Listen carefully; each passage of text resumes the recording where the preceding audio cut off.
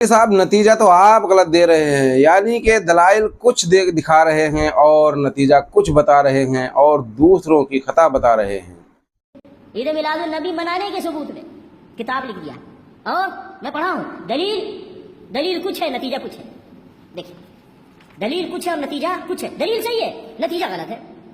ये देखिए दलील क्या देते हैं, ईद मिलाद नबी की दलील दे रहे हैं। हुजूर सल्लल्लाहु अलैहि वसल्लम मदीना तशरीफ लाए तो वहाँ के यहूदियों को आशूरा का रोजा रखते हुए देखा तो उनसे दरियाफ्त फरमाया कि तुम आशूरा का रोजा क्यों रखते हो। उन्होंने कहा कि यह दिन निहायत मुकद्दस है, मुबारक है। इसी दिन अल्लाह ने फिरौन को गर्क फरमाया और मूसा को नजात बख्शी और हम ताज़ीमन उस दिन का रोजा रखते हैं। हुजूर सल्लल्लाहु अलैहि वसल्लम ने फरमाया हम मूसा का दिन मनाने में तुमसे ज्यादा हकदार हैं। ठीक है, हदीस सही है, कोई खराब नहीं। अब नतीजा देखो, बस हुजूर सल्लल्लाहु अलैहि वसल्लम ने खुद भी रोजा रखा, सहाबे कराम को रोजा रखने का हुक्म दिया। मालूम हुआ अब यहाँ फराड कर रहा है मौलवी, यहाँ फराड कर रहा है। जिस दिन अल्लाह की किसी खास नेमत का नुज़ूल हो या किसी मुसीबत से नजात हो, न सिर्फ उस दिन बल्कि हर साल इस तारीख को अल्लाह का शुक्र अदा करना चाहिए। अभी नबी सल्लल्लाहु अलैहि वसल्लम ने रोजा रखा, सहाबा ने रोजा रखा, आज तक मुसलमान रोजा रख रहे हैं। क्या ये दलील नबी सल्लल्लाहु अलैहि वसल्लम को समझ नहीं आई? नऊज़ बिल्लाह, सहाबा में किसी को समझ में नहीं आई, किसी इमाम को समझ में नहीं आई, किसी मुहद्दिस को समझ में नहीं आई कि इससे दलील निकाल करके ईद मिलाद नबी मनाए और मनवाए। ठीक है, इस तरह धोखा देते हैं, कहते हैं जी हमारे इमाम के पास भी दलील है। ये एक दलील है ना, और दूसरी दलील देते हैं। हुजूर सल्लल्लाहु अलैहि वसल्लम से पीर को रोजा रखने के बारे में सवाल किया गया। आपने फरमाया इस दिन ही मैं पैदा हुआ हूँ, इस दिन मैं पैदा हुआ हूँ और इसी दिन मुझ पर नबुव्वत नाजिल हुई। तो नबी अलैहिस्सलाम ने कहते हैं कि पीर वाले दिन रोजा रखना सिर्फ हुजूर सल्लल्लाहु अलैहि वसल्लम की यौम विलादत की वजह से अजीम फजीलत रखता है। हमें चाहिए कि जब रबीउल अव्वल की तशरीफ आवरी हो, अव्वल से आखिर तक इंतहाई ताज़ीम और तकरीर का मुजाहरा किया जाए। देखो फराड कैसे कर रहा है। नबी सल्लल्लाहु अलैहि वसल्लम ने फरमाया कि मैं पीर को रोजा इसलिए रखता हूँ कि मेरी विलादत है, और ये क्या कहता है जब भी रबीउल अव्वल आए तो खुशी मनाओ। क्या ताल्लुक है उससे? ऐसे आवाम को धोखा देते हैं कि देखिए साहब मिलादुन नबी मनाते हैं और उसका ये दलील देते हैं। दोस्तों मेरा कहना ये है मौलवी साहब कि हर किसी को, यानी इस दुनिया में आप किसी को भी देख लीजिए, जो जिस काम को करता है उसको उस काम करने का बहाना चाहिए होता है, यानी किसी भी बहाने से वो काम कर लेता है। अभी मसलन किसी को मीठा खाने की आदत हो तो वो मीठा खाने के बहाने तलाश करेगा, यानी कभी कहेगा गुड़ लेके आओ, कभी कहेगा कि शकराना बनाओ, यानी वो तरह तरह के वो बहाने करके मगर वो उसको खाना है वो खा ही लेगा। इसी तरह से दोस्तों जो सखी होते हैं, जो लोग सखी होते हैं, उनको सखावत करने का यानी उनको लुटाने का बहाना चाहिए होता है।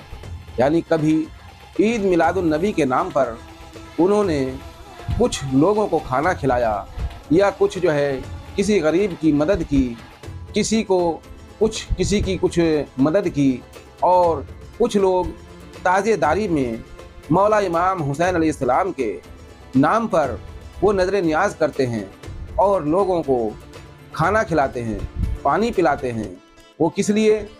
वो इसलिए नहीं, वो खुशी नहीं मनाते हैं, बल्कि वो दुख जाहिर करते हैं कि देखो हमारे अहले बैत के फ़र्द यानी कायनात के मौला, कायनात के नबी, हमारे नबी अकरम सल्लल्लाहु ताला अलैहि वसल्लम के नवासों को, उनके ख़ानदान को यजीद मरदूद के हुक्म से इब्ने ज़ियाद ने या उम्र साद ने 3 दिन भूखा प्यासा रखा और भूखा प्यासा रखकर उनको शहीद किया। तो जो उनके चाहने वाले हैं यानी जो हुसैनी हैं, मौलाई हैं, वो उनके नाम पर नज़र नियाज करते हैं और तमाम लोगों को वो खिलाते हैं, शरबत पिलाते हैं। अब इनके पेट में उस पर भी मरोड़ उठती है कि ये शरबत क्यों बांटते हैं, ये खाना क्यों खिलाते हैं, ये ईद मिलादुन नबी क्यों मनाते हैं, मिलादुन नबी क्यों मनाते हैं। ये चाहते हैं, असल में इनका मंसूबा ये है कि ये अहले बैत की, नबी पाक सल्लल्लाहु ताला अलैहि वसल्लम की उन तमाम निशानियों को मिटाना चाहते हैं जिसकी वजह से उम्मत में उनके लिए मोहब्बत है और उस मोहब्बत की बिना पर ये ईमान ज़िंदा है।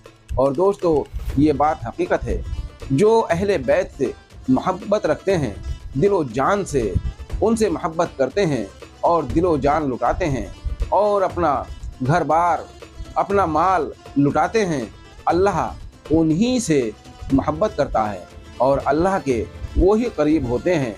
क्योंकि जब हम नमाज पढ़ते हैं, नमाज में हम सूरह फातिहा पढ़ते हैं, तो हम क्या कहते हैं, यानी कि जब सूरह फातिहा पढ़ते हैं हम अल्हम्दु शरीफ ही पढ़ते हैं ना, सना के बाद बिस्मिल्लाहिर्रहमानिर्रहीम अल्हम्दुलिल्लाहि रब्बिल आलमीन, यानी मैं हम्द करता हूँ तेरी, तू तमाम आलमीन का रब है।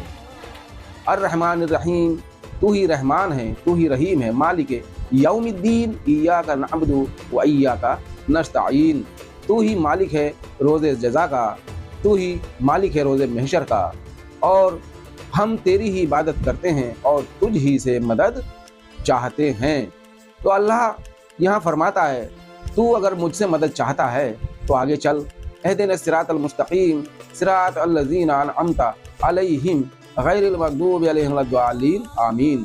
अल्लाह फरमाता है, जब बंदा आजिज़ होकर उससे कहता है, ए अल्लाह मुझे दिखा या चला सीधा रास्ता, तो वो कहता है, मेरे बंदे अगर तुझे सीधा रास्ता देखना है या चलना है तो मेरे नेक सालिहीन बंदों के पास जा, जिन पर मेरे इनाम बरसे हैं, यानी कि जिन पर मैंने इनामात बख्शे हैं, वो सीधे रास्ते पर हैं, और तू उनके पास जा, वो तुझे बताएंगे, वो तुझे दिखाएंगे, वो तुझे चलाएंगे सीधा रास्ता क्या है।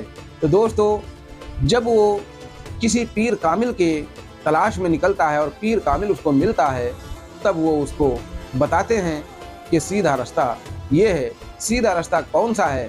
दोस्तों, याद है ना, इब्लीस ने जब सजदे से इनकार किया था, अल्लाह ने उससे पूछा था, ए इब्लीस, तूने आदम को सजदा क्यों नहीं किया? तो उसने क्या कहा था? उसने ये कहा था कि मैं आग से बना हूँ, ये मिट्टी से मैं इसको सजदा नहीं करता, मैं तो तुझे ही सजदा करूँगा, तेरी ही इबादत, तुझे ही पूजूँगा। अल्लाह ने कहा कि निकल जा, तू मरदूद हो गया, शैतान हो गया। तब इसने कहा था कि अल्लाह, मैंने जो तब बरसों तेरी इबादत की है उसका कुछ अज़र। अल्लाह ने कहा, बेशक तुझे उसका अज़र मिलेगा, बता क्या चाहिए। बहरहाल इसने आधी ताकत मांगी, मोहलत मांगी, जो भी मांगा अल्लाह ने इसको दिया और पूछा, ए इब्लीस तू क्या करेगा?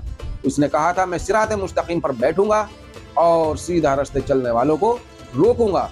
तो दोस्तों, ये वही लोग हैं जो आज ये तलकीन करते हैं कि ईद मिलादुन नबी क्यों मनाते हैं और ये क्यों करते हैं, ये फला क्यों करते हैं। दोस्तों, जो भी कोई करता है अहले बैत की मोहब्बत में अगर कोई काम करता है, वो कोई शिर्क या बिदअत नहीं है, बल्कि उनकी मोहब्बत वो जाहिर करता है जिस्मानी तौर पर।